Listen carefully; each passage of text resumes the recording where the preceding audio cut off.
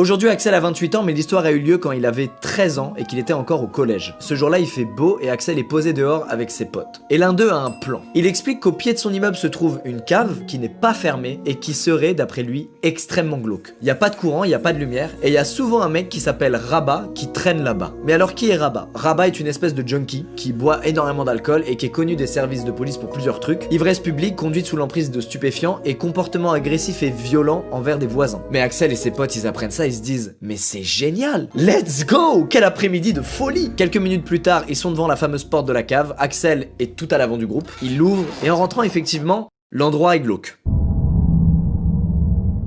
Axel précise qu'à l'époque, dans son groupe de potes, personne n'a de portable. Ce jour-là, ils ont emporté avec eux 2 lampes torches qui sont en plus pas bien puissantes. Bref, nos amis tournent dans le premier couloir et ils commencent à avancer. Le couloir fait 5-6 mètres de long, au bout desquels tu peux tourner à droite et découvrir un nouveau couloir de 5-6 mètres de long. Et puis d'un coup, ils entendent un bruit.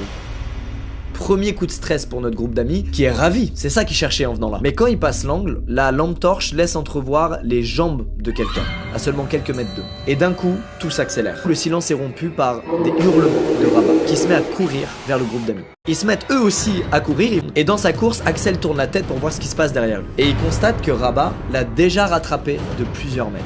Et au lieu de suivre ses potes, il se jette dans le box sur sa gauche. 2 secondes plus tard, il sent Rabat qui passe juste à côté de lui mais qui continue de courir à la poursuite de ses amis. Il a toujours son couteau en l'air, il est toujours en train d'hurler, mais il vient de passer l'angle sans se rendre compte qu'Axel se trouvait dans le box. Axel entend la porte de la cave s'ouvrir, il entend ses potes sortir de la cave, il se penche pour avoir un visuel sur ce qui se passe et il voit Rabat rester dans la cave et en fermer la porte d'entrée.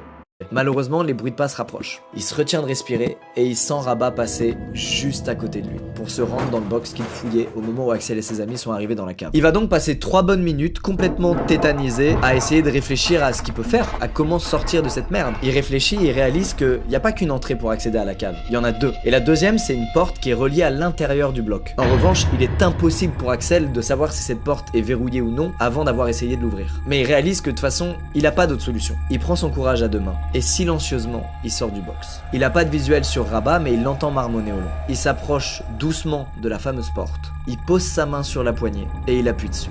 Évidemment, ça fait un énorme grincement qui retentit dans toute la cave. Et immédiatement, Rabat se met à hurler. Axel pousse la porte et heureusement, elle s'ouvre.